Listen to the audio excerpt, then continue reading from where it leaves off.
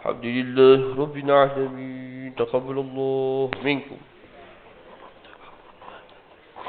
صلى الله على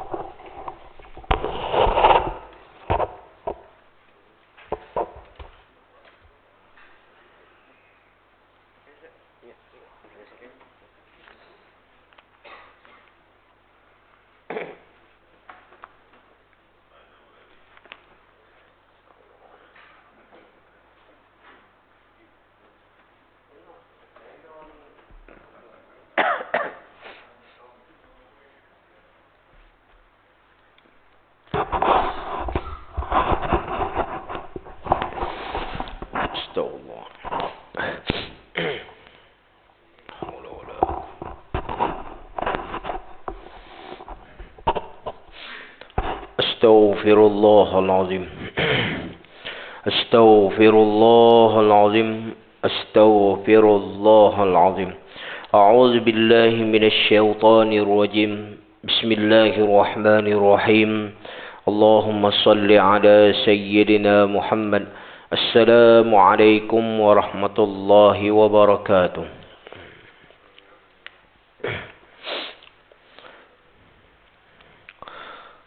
الحمد لله الذي هدانا لنهتدي لولا أن هدانا الله.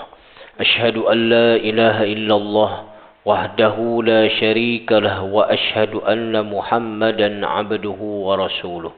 سبحانك لا علم لنا إلا ما علمتنا إنك أنت العليم الحكيم. قال رب اشرح لي صدري ويسر لي أمري واحلل عقدة من لساني يفقه قولي ولا حول ولا قوة إلا بالله العلي العظيم. أما بعد.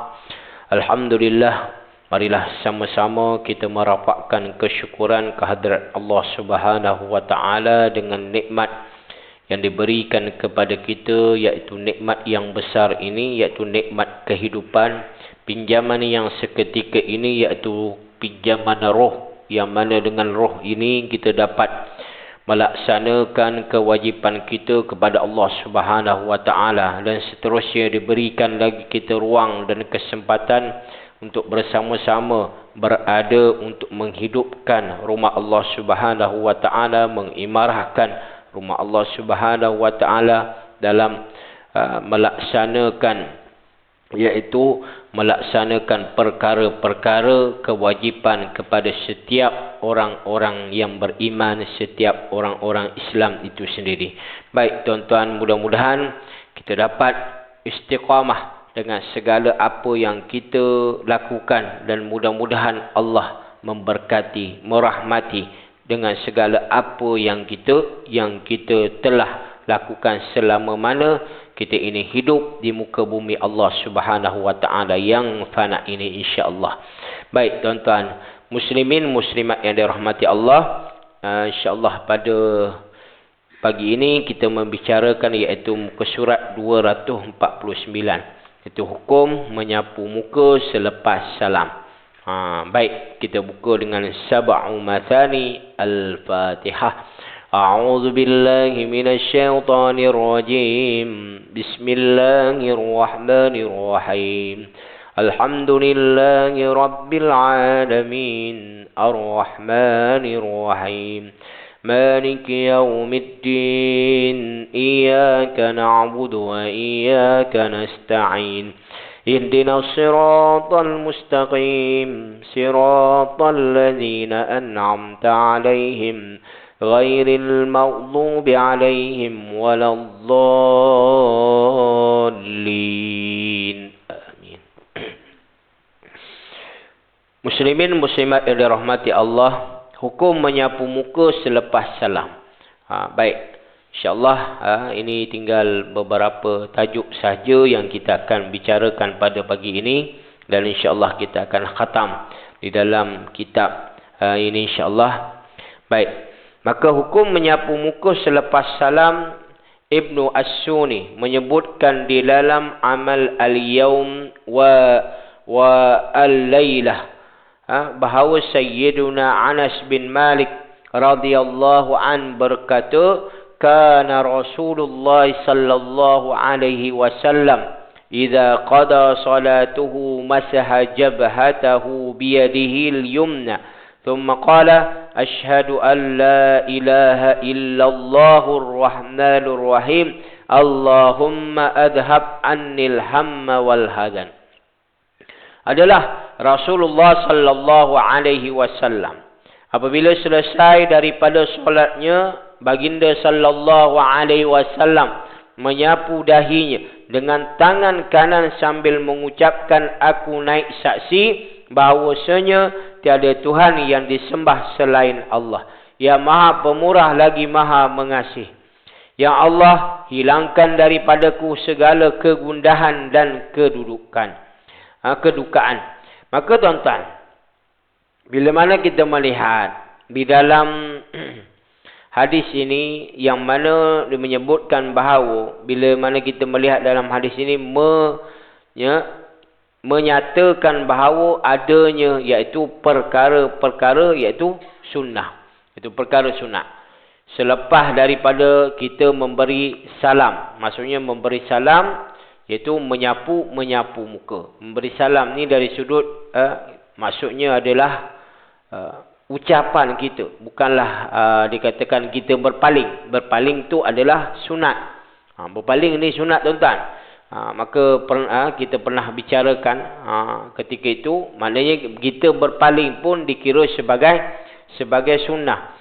Maksudnya bila mana imam tu pun sebut Assalamualaikum warahmatullahi, kita pun barulah terus Assalamualaikum warahmatullahi. Maka di sini tuan-tuan, sekiranya kita melebihi kepada imam iaitu salam yang pertama, lebih. Ni kena faham dari sudut lebih dengan imam maka batal.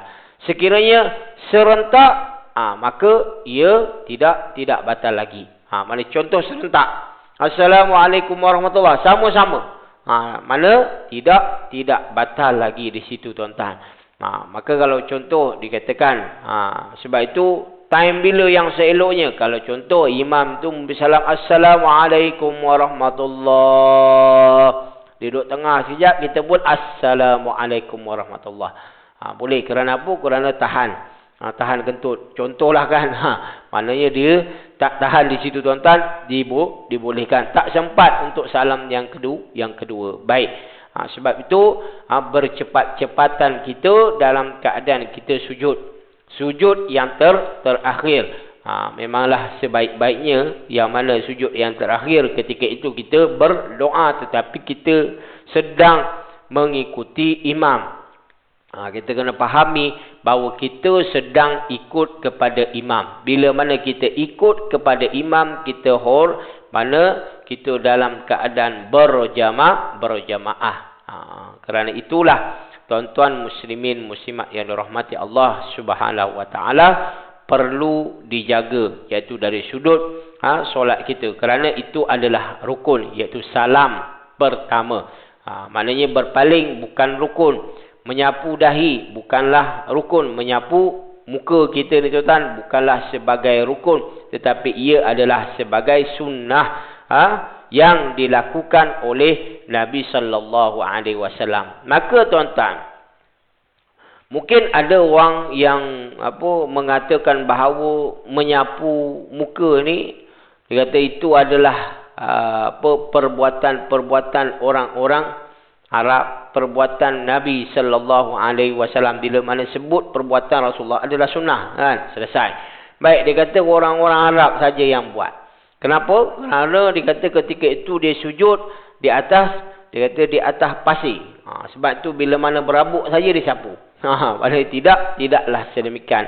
Kerana ini dilakukan oleh Nabi junjungan kita Rasulullah sallallahu alaihi wasallam. Dalam buku Al-Murtarsyidin yang dinyatakan rawahu Ibnu Mansur annahu sallallahu alaihi wasallam kana idza qada salatahu masaha jabhatahu bikaffihi al-yumna thumma amarha ala wajhihi hatta ya'tiya biha ala lihyatihi syarifati wa qala bismillahilladzi la ilaha illa huwa alimul ghaibi wasyahadatir rahmanur rahim. Allahumma azhab annil hamma wal hazan wal gham wallahumma bihamdika saraftu wa bi dhanbi i'taraftu a'udzu bika min syarri ma iqtaraftu wa a'udzu bika min juhdil bala'id dunya wa 'adzabil akhirah. Ibnu Mansur telah meriwayatkan sesungguhnya Rasulullah sallallahu alaihi wasallam apabila selesai sembayangnya, baginda sallallahu alaihi wasallam menyapu dahinya dengan tapak tangan kanannya. Kemudian melakukannya ke wajah baginda sallallahu alaihi wasallam sehingga sampai ke janggut baginda. Maknanya kita sapu secara menyeluruh. Ni dapatlah iaitu pahala sunat di situ. Sambil membaca artinya dengan nama Allah yang tiada Tuhan selainnya, yang maha mengetahui yang gaib dan yang nyata, maha pemurah, maha pengasih. Ya Allah, hilangkanlah daripadaku segala duka cita, kesedihan dan kerunsingan. Ya Allah, dengan pujianmu aku berpaling, dan dengan dosaku aku mengaku aku berlindung denganmu dari kejahatan apa yang aku lakukan. Dan aku berlindung denganmu dari kepayahan bala dunia dan azab akhirat. Maknanya dia iaitu Nabi sallallahu alaihi wasallam berdoa ketika dia menyapu iaitu menyapu mukanya. Begitulah kita juga tuan-tuan. Boleh maknanya kita kalau contoh tak hafal, dia katakan tidak menghafal doa-doa tersebut pun boleh kita sebutkan asyhadu alla ilaha illallah wa asyhadu anna muhammadar rasulullah. Maknanya tuan-tuan, itu di antara, sebab itu dia kata doa ni terpulang kepada masing-masing. Tidak ada yang membebankan, tidak ada yang nak menyusahkan seseorang itu untuk membaca doa tersebut. Sebab doa ni kadang-kadang ada orang tak boleh nak baca, dia tak hafal doa, maksudnya doa dari dalam bahasa Arab. Dia boleh berdoa di dalam bahasa Melayu. Ni maknanya dia lebih faham. Lainlah kalau contoh di dalam ibadah solat.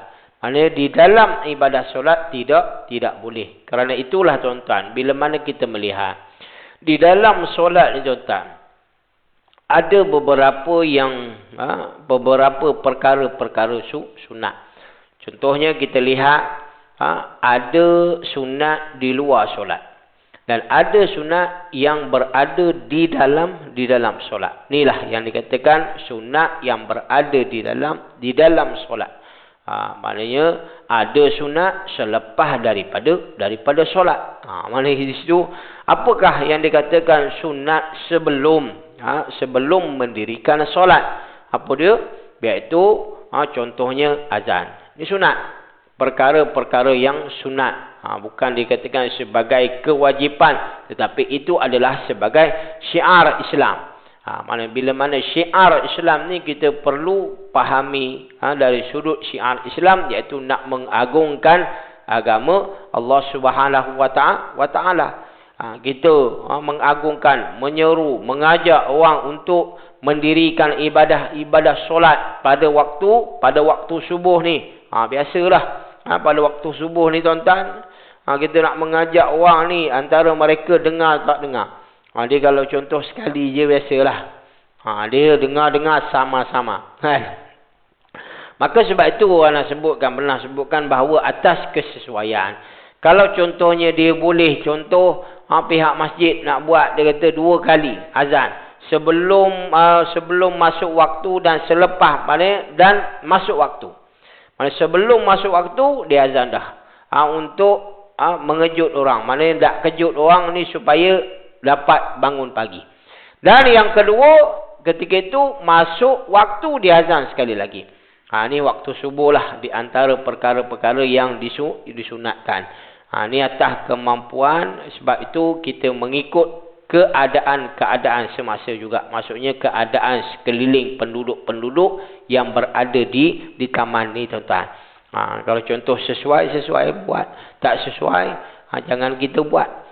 Ni maknanya sedemikian. Begitulah kita ini dalam keadaan melakukan perkara-perkara sunat tersebut. Sebab itu ana sebutkan contoh azan, iqamah kan.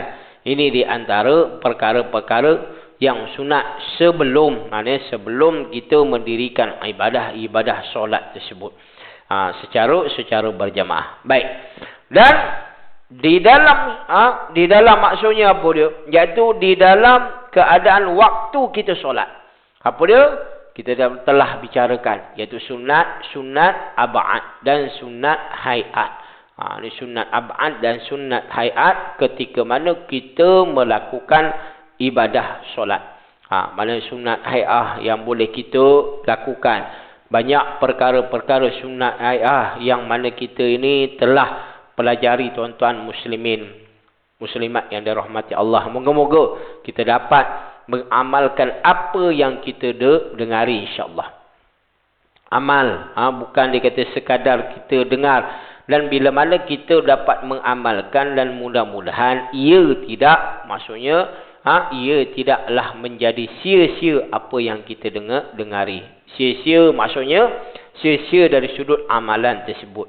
Bukanlah dari sudut apa yang kita dapat sama-sama duduk sama-sama, penat sama-sama pun mudah-mudahan kita diberkati dari sudut kita mendengar. Tetapi dari sudut amalan rugi sekiranya kita tidak mengamalkan apa yang kita dengari, apa yang kita praktiskan, apa yang kita sudah praktikan.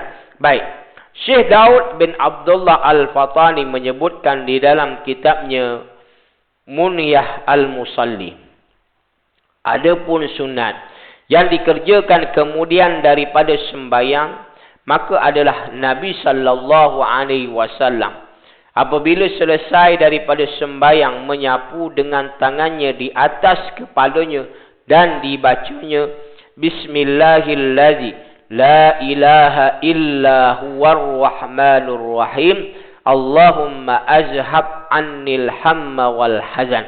Dengan nama Allah yang tiada Tuhan selain Dia, yang Maha Pemurah lagi Maha Pengasih. Ya Allah, hilangkanlah daripadaku segala kebingungan, iaitu stres dan kedukaan. Maka tuan-tuan, terdapat juga soalan-soalan tentang hukum menyapu muka selepas sembahyang dan dijawab oleh beliau. Yang demikian itu ada iaitu waris asar bahawa orang yang sembahyang membaca Bismillahirrahmanirrahim Alimil ghaibi wasyahadah Zil jalali wal ikram Allahumma azhab annil hamma wal hazan, dan menyapukan muka dan dadanya.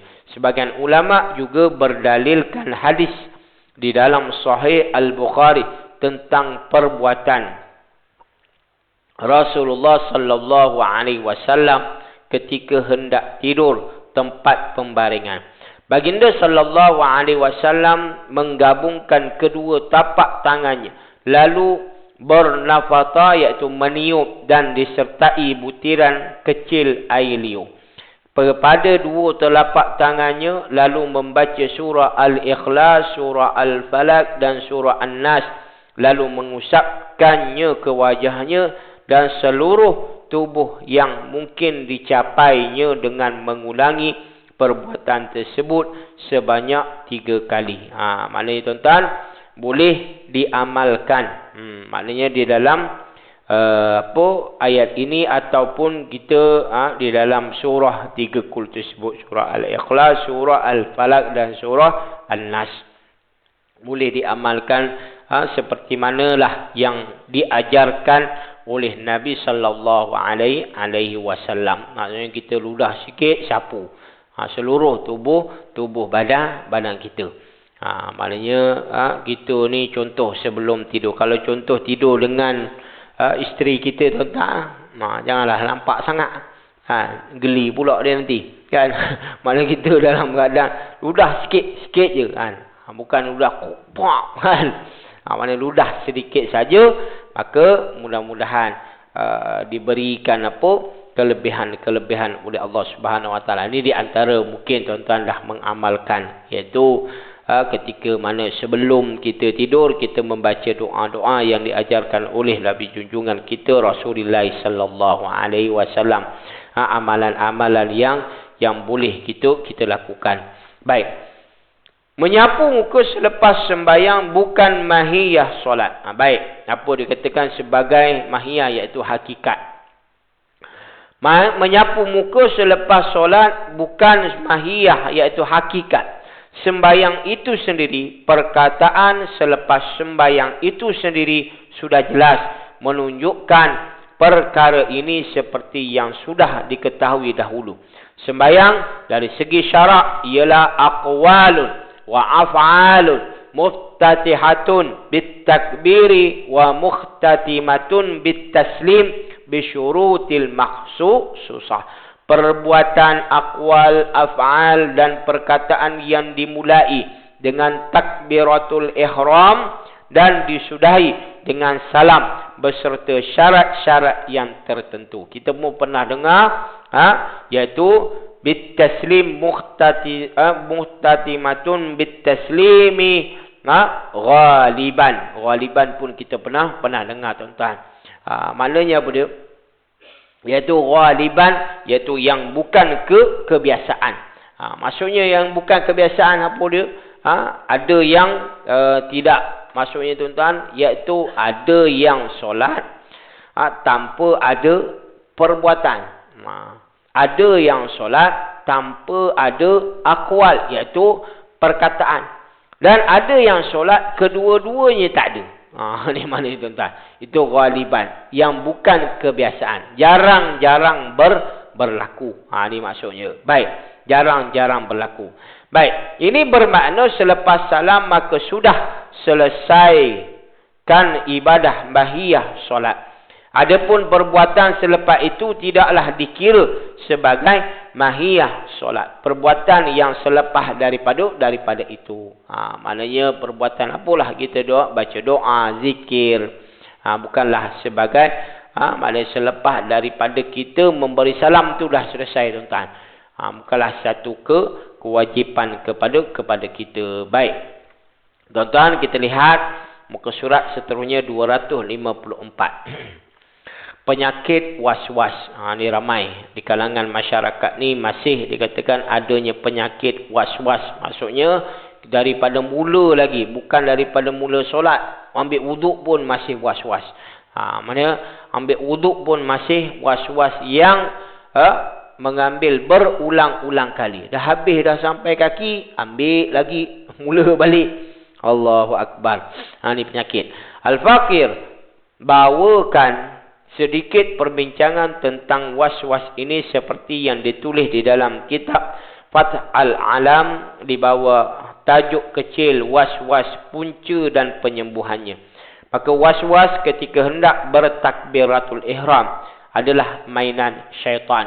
Ini jelas, tuan-tuan. Ketika nak bertakbiratul ihram, memang dah tugasnya syaitan ini mengganggu gugat manusia daripada melakukan amalan-amalan kebaikan, ibadah kepada Allah Subhanahu Wa Taala. Dah janji-janjinya kepada Allah, dan ia menunjukkan kurangnya kecerdasan akal dan pemahaman agama seseorang itu. Maka sunat bagi orang yang terkena was-was itu mengucapkan la ilaha illallah. Kita pun kadang-kadang buat asyhadu an la ilaha illallah wa asyhadu anna Muhammadar Rasulullah. Kita barulah bermula lafaz niat tersebut kan. Maknanya ambil yang mudah untuk kita ini melaksanakan ibadah solat tersebut. Ada kalanya kita sebut dengan membaca suratul Nas. Ini contohnya lah tuan-tuan. Boleh kita amalkan. Boleh kita mengamalkan apa yang kita boleh, mana mudah untuk kita melaksanakan perkara tersebut. Sebab itu kadang-kadang bila mana seseorang itu dari sudut niatnya tuan-tuan. Maksudnya dari sudut niat seseorang itu dia kata panjang sangat, sebab itu dia susah. Bukanlah, sebab itu kita kena faham bahawa ketika mana kita niat iaitu ambil yang wajib dulu. Selesaikan yang wajib, iaitu dari sudut qasadnya, ta'arudnya dan ta'yinnya. Ambil yang ketiga-tiga itu sahaja. Selebihnya selepas daripada kita maknanya takbiratul ihram tersebut. Selepas daripada kita sebut Allahu Akbar, itulah masa tu kita boleh niat lagi. Maksudnya mengikut imam kan. Ikut imam 3 rakaat, contohnya 2 rakaat. Kerana Allah Ta'ala. Maknanya selesaikan yang wajib itu sendiri.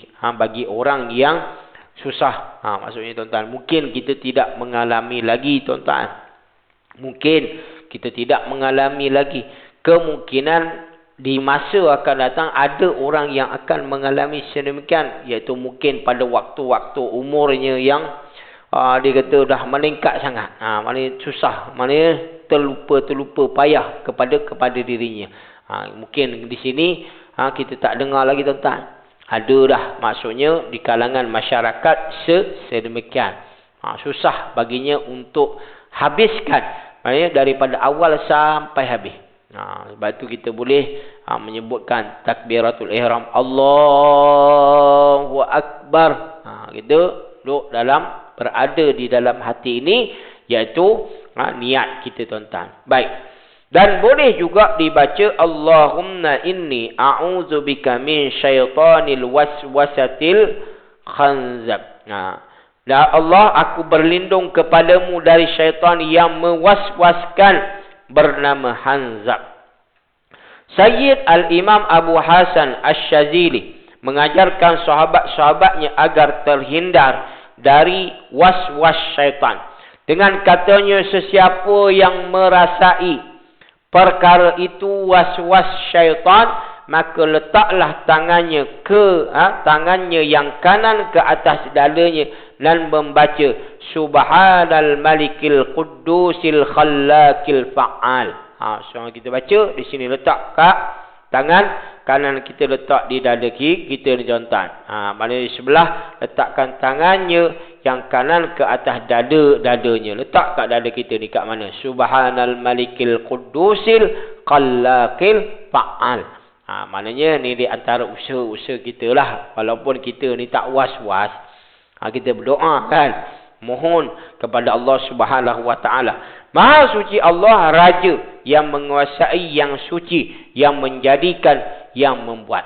Maka syaitan ni tuan-tuan, tension lah. Tension je. Syaitan ini bila mana ia tidak dapat mengganggu gugat, iaitu manusia yang melakukan ibadah. Dalam solat pun dia boleh kacau tuan-tuan. Lagilah dalam kita ni duduk macam ni, ada je gangguan-gangguan kan. Gangguan-gangguan ketika mana? Ketika kita ini dalam menuntut ilmu.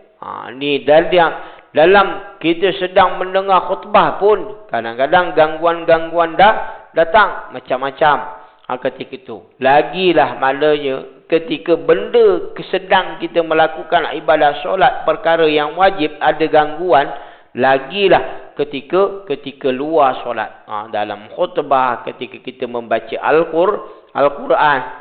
Maka tuan-tuan, mudah-mudahan, sebab itu setiap amal ibadah kita ini mudah-mudahan kita ikhlas dengan segala apa yang kita lakukan kerana Allah Subhanahu Wa Taala. Kerana itulah mudah-mudahan segala amal ibadah kita ini kita niatkan kerana Allah, bukan kerana benda-benda yang lain. Kerana apa tuan-tuan? Ada kala ada orang buat perkara-perkara yang amalan-amalan tersebut suka menunjuk-nunjuk. Na'udzubillah min zalik. Sia-sia apa yang mereka lakukan. Sia-sia kerana tak perlu nak berbangga ketika ia melakukan satu-satu amalan-amalan tersebut. Amal ibadah tersebut. Kerana itu untuk dirinya sendiri. Ini yang sangat ditakuti. Kerana apa? Kerana timbul riak. Ini takut tuan-tuan.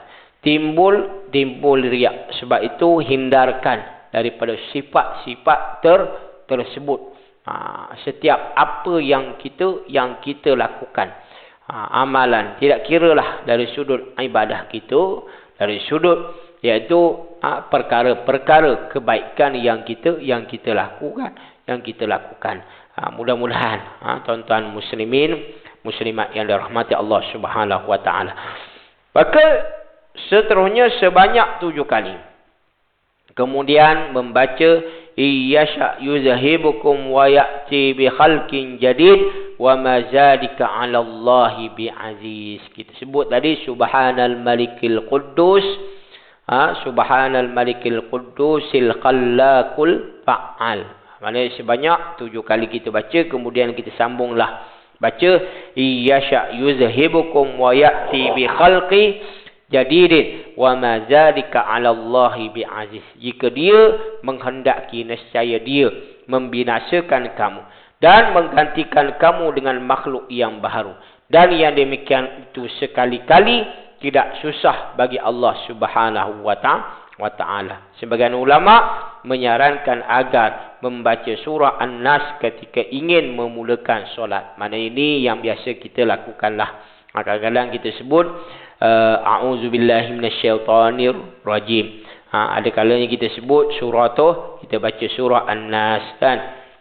Baiklah tuan-tuan muslimin muslimat yang dirahmati Allah. Baik, ini muka surat 258 insya-Allah yang terakhir. Baik. Baik, bagi mereka-mereka yang tidak mengikut mazhab. Baik, apakah yang mereka pegang? Tidak mengikut mazhab. Ada orang yang berpendapat bahawa tidak perlu mengikut mazhab. Kita dah belajar berkenaan tentang mazhab Hanafi, mazhab Maliki, mazhab Syafi'i dan Hambali. Juga mazhab-mazhab yang lain dalam sembahyang kerana cukuplah dengan berpegang dengan Al-Quran dan hadis sahaja. Maka tuan-tuan dia mengatakan sedemikian. Maka pernyataan atau pendapat sebegini adalah sangat tidak teliti. Mungkin boleh ditanya kepada mereka apakah keempat-empat imam mazhab tersebut tidak mengikut Al-Quran dan hadis. Adakah keempat-empat mazhab tersebut tidak mengikut Al-Quran dan hadis dalam perkara sembahyang sehingga sanggup membuat mereka cara sembahyang mengikut cita rasa mazhab masing-masing. Sebab itu mazhab ni tuan-tuan dari sudut solatnya tidak ada perubahan-perubahan. Maksudnya tidak ada perubahan-perubahan dari sudut rukun. Maksudnya apa? Rukun-rukun yang dilakukan. Kalau contoh pergerakan mungkin ada perubahan sedikit. Dari sudut rukuk dan sujud tak ada berubah. Tak ada Imam Malik rukuk dia macam ni. Mana sama je. Mereka ini berpandukan kepada Al-Quran dan berpandukan kepada hadis Nabi SAW.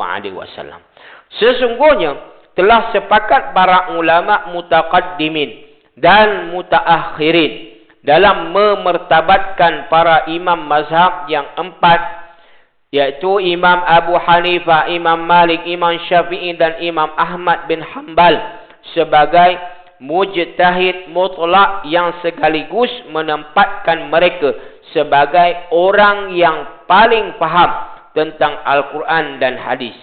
Dengan keluasan ilmu yang dimiliki, kedalaman kefahaman serta kejernihan hati, mereka mampu mengisbatkan, mengeluarkan hukum dari dua sumber ini selari dengan kaedah istinbat dan istidlal sesuai dengan kedudukan mereka sebagai mujtahid mutlak itu justru menganggap para a'immah ini tidak mengikut Al-Quran dan hadis, tetapi mengikut pandangan akal semata-mata adalah sangat jauh dari kebenaran, dan perkataan ini adalah tahakkum, berkata tanpa dalil.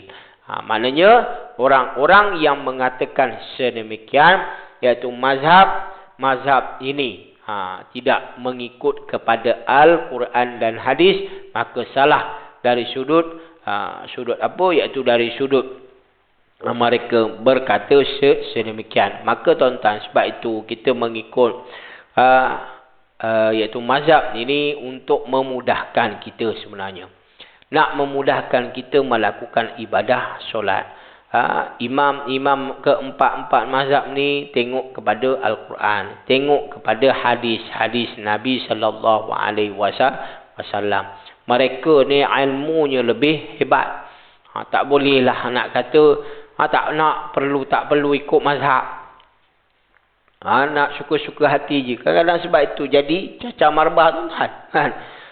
Cacah marbah semua solat asal boleh. Dia tidak mengikut turutan-turutan dengan sebaik-baiknya dalam melakukan ibadah solat. Kerana kita ini solat kita ni, kita minta dengan Allah Subhanahu Wa Taala. Allah tidak memerlukan akan solat kita, tetapi kita yang memerlukan kepada Allah Subhanahu Wa Taala. Kita yang memohon. Kalau contoh tuan-tuan memerhatikan daripada awal lagi, kita dah minta dengan Allah Subhanahu Wa Taala. Daripada awal mula kita takbiratul ihram, masuk saja kepada doa iftitah, kita dah minta dengan Allah. Kita masuk kepada suratul Fatihah, kita minta dengan Allah Subhanahu Wa Taala. Kerana apa? Kerana inilah yang dikatakan sebagai iaitu iftiqar. Maksudnya orang yang fakir, maksudnya orang yang miskin ni. Kita ni miskin tu tak? Miskin sebab apa? Sebab kita memerlukan pertolongan, bantuan daripada Allah Subhanahu Wa Taala. Sebab itu dalam solat kena sopan santun, kena elok bacaan kita, jaga dari sudut rukun-rukunnya, jaga dari sudut apa, iaitu perkara-perkara yang sunatnya. Sekiranya kita dapat mengetahui, sebab tu kita nak jaga dengan sebaik-baiknya. Kita dengan manusia kita boleh mohon, kan? Hantar proposal, hantar kertas kerja, cantik, molek tuan-tuan. Tapi dengan Allah, bagaimana Allah Subhanahu Wa Taala nak memakbulkan doa seseorang itu sekiranya mereka itu asal boleh. Ni maksudnya. Asal boleh. Dia buat solat asal boleh. Kadang-kadang itu pun tak sampai 5 minit dah habis solat. Lagilah solat subuh tuan-tuan. Tuan-tuan 2 minit atau 1 minit selesai. Lagilah. Bagaimana Allah Subhanahu Wa Taala ingin memakbulkan doa seseorang. Kita dengan orang pun kita minta macam-macam. Hantar kertas kerja, minta macam-macam. Itu pun tunggu kelulusan. Nampak? Masa tuan-tuan. Kita dengan Allah Subhanahu Wa Taala, moga-moga Allah Subhanahu Wa Taala memakbulkan apa yang kita inginkan. Sebab di alam dunia ni tuan-tuan, apa yang kita inginkan itu adalah nafsu.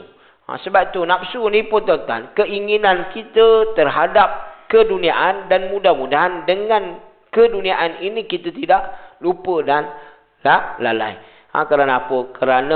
Kerana itu adalah pemberian daripada Allah Subhanahu Wa Taala. Sebab tu yakin ada pemberian nikmat yang Allah Subhanahu Wa Taala berikan kepada aku ini untuk aku melakukan perkara-perkara kebaikan. Tu tuan-tuan. Maksudnya tuan-tuan, mudah-mudahan baik tuan-tuan muslimin muslimat dirahmati Allah.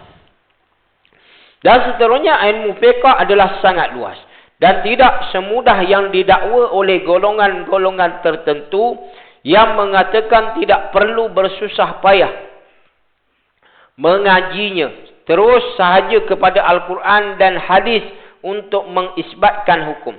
Kalaulah mereka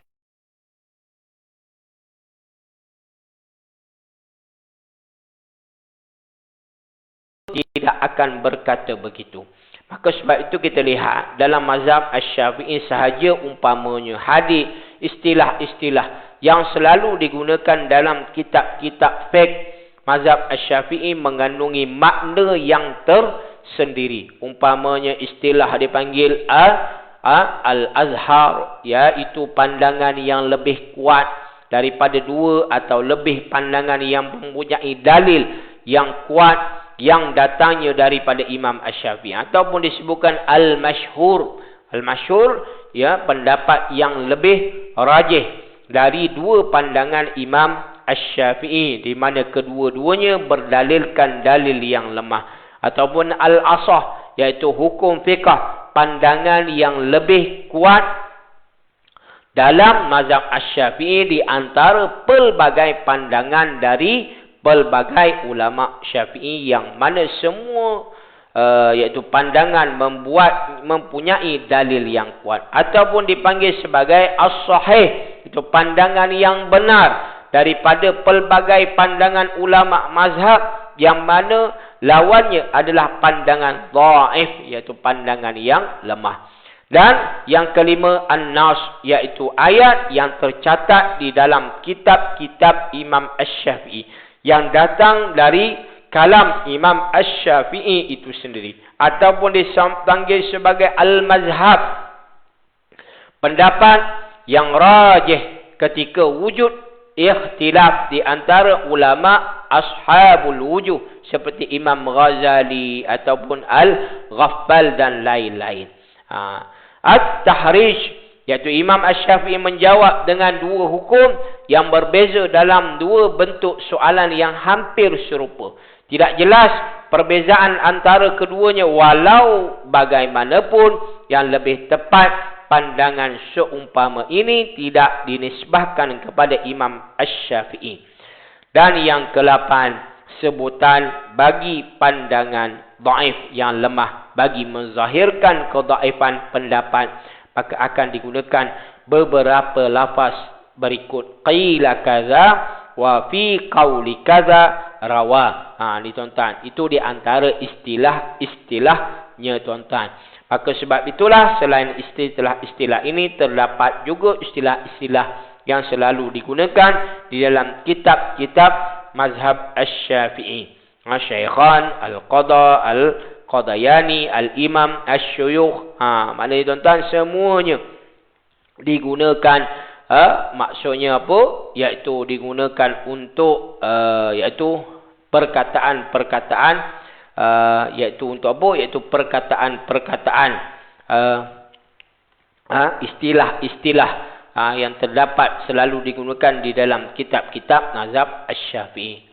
Baiklah tuan-tuan muslimin muslimat yang dirahmati Allah Subhanahu wa taala, alhamdulillah kita sudah khatam di dalam kitab ini, iaitu kitab solat Nabi sallallahu alaihi wasallam menurut mazhab Asy-Syafi'i, yang mana dikarang oleh Ustaz Muhadir bin Haji Jul tuan-tuan. Insya-Allah mudah-mudahan kita dapat manfaat apa yang kita dengari selama mana kita mempelajari kitab ini insya-Allah, dan mudah-mudahan kita dapat mengamalkan apa yang kita dengari tuan-tuan.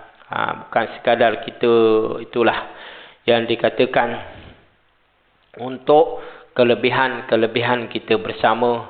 Bukan kata kita ni tak pernah buat solat, kita buat solat. Tetapi perlulah kita ini mempraktiskan dari sudut perkara-perkara yang sunat. Kadang-kadang ada juga orang buat solat tapi masih lagi melakukan kesalahan-kesalahan dari sudut rukun-rukun. Sekiranya rukun-rukun, maka tidak sah akan solat seseorang itu.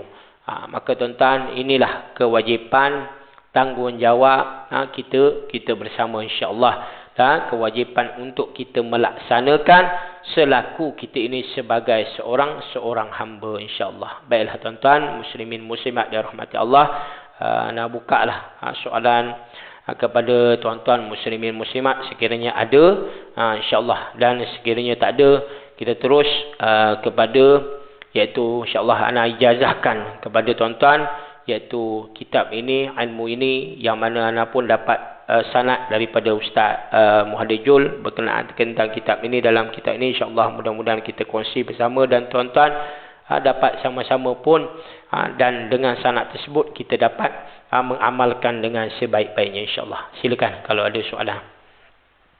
Silakan dulu kalau sekiranya ada pertanyaan, soalan. Tak ada kita terus jemput.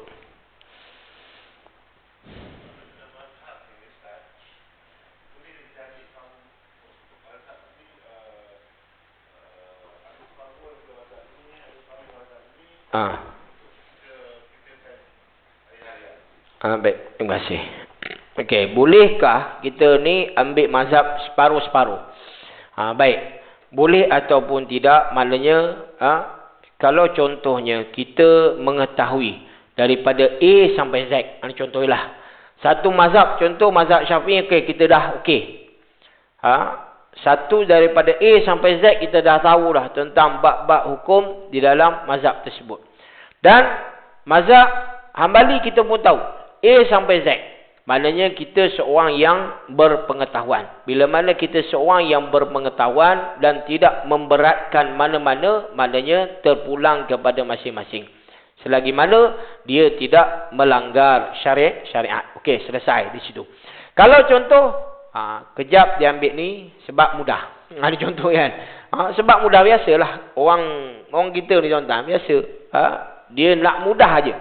Dia ambil yang ni, dia tukar hukum ni pula. Ni aku nak ambil guna mazhab ni pula. Aku nak ambil ni. Sedangkan dia tidak tahu tentang mazhab tersebut.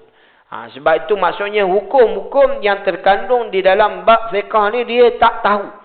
Dia ambil separuh-separuh ataupun dia ambil yang mudah untuk dia. Ini yang tak boleh. Kalau contoh dia tahu semua, A sampai Z dia tahu. Bab mazhab Syafi'i okey, bab mazhab ni semua dia tahu. Malah terpulang kepada masing-masing. Sebab itu ia tidak memberatkan kepada masing-masing dalam melakukan perkara-perkara ibadah ini. Kerana dia sudah mengetahui dalam melakukan perkara ibadah ini. Lain kalau contoh dia suka main-main, itu tak boleh. Maksudnya separuh-separuh, tak apalah aku ambil ni. Kadang-kadang biasalah tuan-tuan. Sebab apa aku buat ni? Sebab aku ikut mazhab ni. Benda yang senang. Kejap lagi dia tukar balik. Sebab kalau contoh dia tak tahu tu tak boleh. Ni yang dia kata tak boleh. Tak adalah yang dia kata sebagai jatuh hukum haram. Kan? Baik.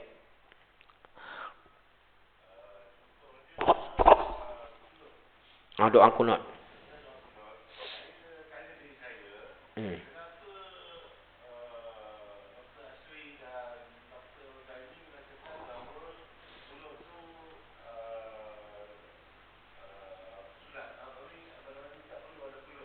Tak perlu.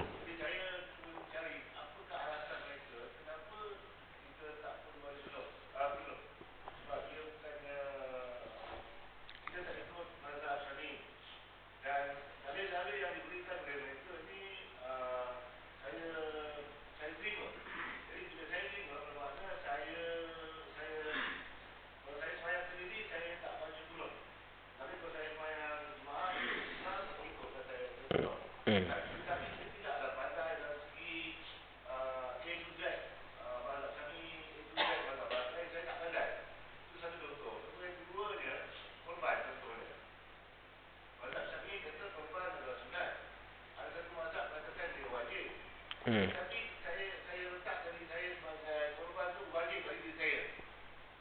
Sebab saya rasa terlalu korban tu sangat penting dan dia bagi saya terus menjadi wajib.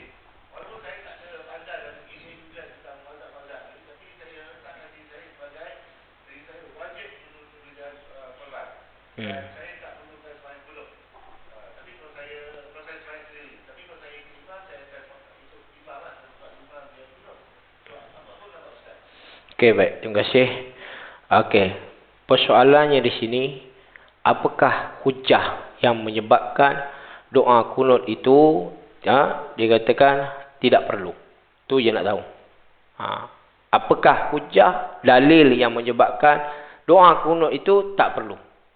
Tu jawapan ni, nak tahu jawapan tu je. Baru kita boleh bahaskan tentang perkara tersebut. Apa hujah dia?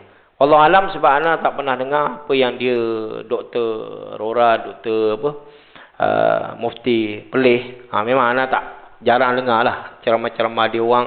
Ada perkara-perkara yang boleh kita dengar, ada perkara-perkara yang tak perlu kita dengar. Sebab kita memang berpegang kepada Imam Asy-Syafi'i. Kerana apa? Kerana di dalam hadis Nabi sallallahu alaihi wasallam menyebutkan bahawa pendapat tentang doa kunut ini memanglah dikatakan sunat abad. Sunat abad. Maknanya sekiranya kita tinggal, perlulah kita tertinggal, kita kena buat sujud sahwi kan.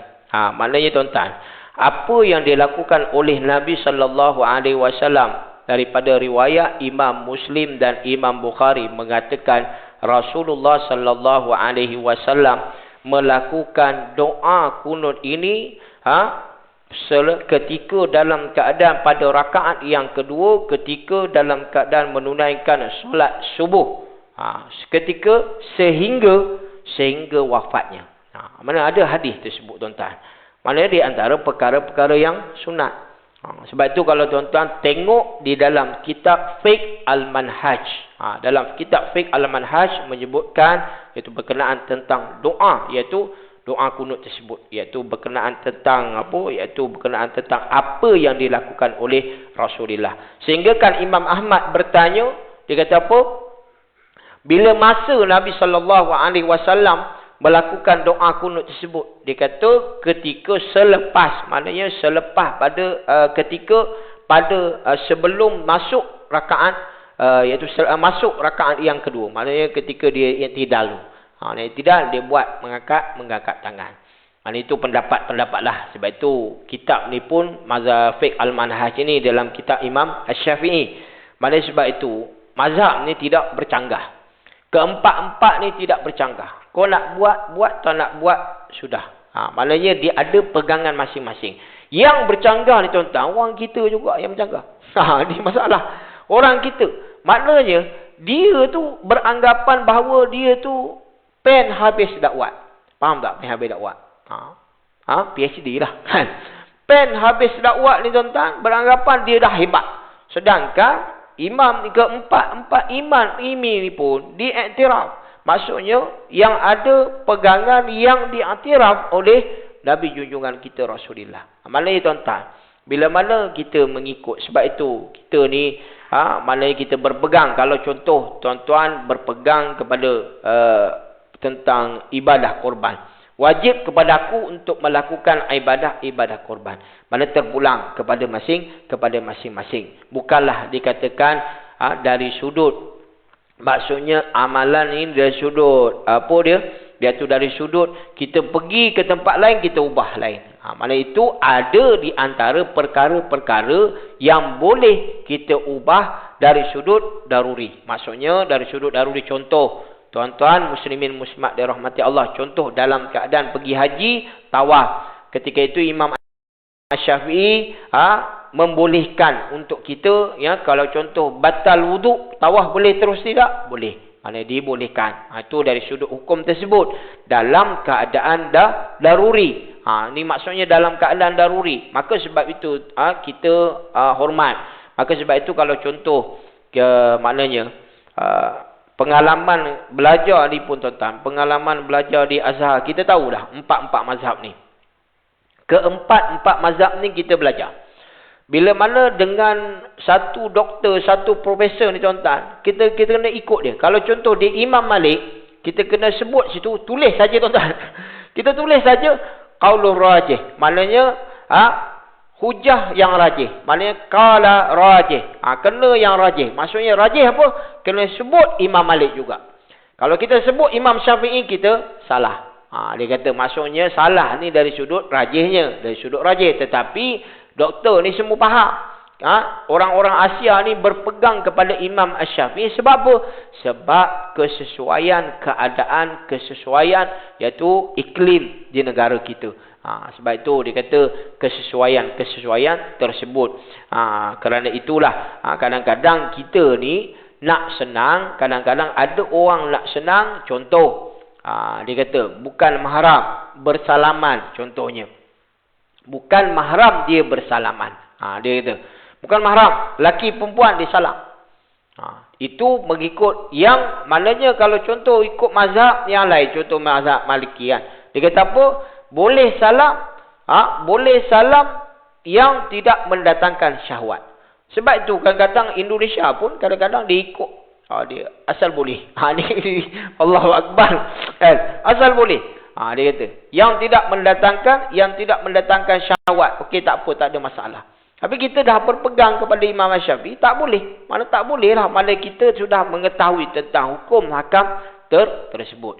Maka tuan-tuan, kalau contoh berpegang kepada dalam bab korban, iaitu kewajipan kepada aku. Kerana apa? Kerana aku ini nak melaksanakan kerana Nabi SAW tiap-tiap tahun dia buat. Maknanya kita berpegang kepada itulah. Di antara kita semata-mata nak mendapatkan apa? Iaitu nak mendapatkan kelebihan di dalam ibadah korban. Itu tak ada masalah. Bukan kita maksudnya abang memegang satu hukum tersebut dalam bab korban ni, memegang satu hukum tersebut ubah terus. Tak. Itu bukan dikatakan sebagai ubah. Paling yang ubah ni maksudnya tuan-tuan, iaitu dari sudut rukun-rukun yang kita, maksudnya apa yang kita lakukan, yang biasa kita pegang dalam mazhab Syafi'i, kita berpegang kepada mazhab Syafi'i daripada A sampai Z. Lain-lain, maknanya tidak bolehlah kita ubah sebegitu. Sebab itu dalam perkara-perkara ini tuan-tuan, muslimin muslimat dan rahmati Allah, kita mengikut kepada ahli sunnah wal jamaah dan kita mengikut daripada mazhab yang kita pelajari, dan kita tidak menolak daripada mazhab-mazhab yang lain, sedangkan kita pun belajar dalam mazhab yang lain supaya kita ini dapat memahami dengan sebaik-baiknya. Dan kita, sebab itu mazhab ni sangat penting, sebab kita bicarakan juga dalam bab mazhab pada pagi ini. Baiklah tuan-tuan muslimin muslimat dan rahmati Allah Subhanahu wa taala, mungkin itu saja, tak ada apalah. Okey. Baik, sekadar itu dulu untuk kita bersama, dan insya-Allah tuan-tuan sebutkan sama-sama, sebutlah qabil tu ataupun saya terima. Okey, baik. Bismillahirrahmanirrahim. Saya ana mengijazahkan kitab ini, ilmu ini kita bersama dalam kitab solat Nabi sallallahu alaihi wasallam menurut mazhab Asy-Syafi'i. Ana ijazahkan kepada tuan-tuan muslimin muslimat yang dirahmati Allah untuk kita sama-sama dapat mengamalkan apa yang kita dengari. Tuan-tuan boleh sebut saya terima. Okey, alhamdulillahirabbil alamin. Baiklah, a'udzubillahi minasyaitonir rajim. Bismillahirrahmanirrahim. Alhamdulillahirabbil alamin, hamdan hamidin hamdan syakirin hamdan yuwafi ni'ma wa yukafi'u mazida. Ya rabbana lakal hamdu kama yanbaghi li jalali wajhikal karim wa 'azimi sultanik. Ya Allah, ya Tuhan kami, ampunilah segala dosa-dosa kami ya Allah, dosa kedua ibu bapa kami, pasangan kami, anak-anak kami ya Allah, ya Rahman ya Rahim.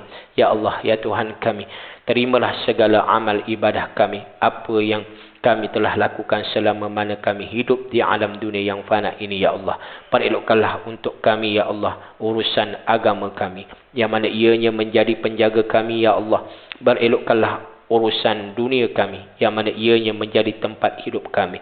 Perelokkanlah untuk kami urusan akhirat kami, yang mana ianya menjadi tempat kembali kami ya Allah, ya Rahman ya Rahim, ya Dzal Jalali wal Ikram.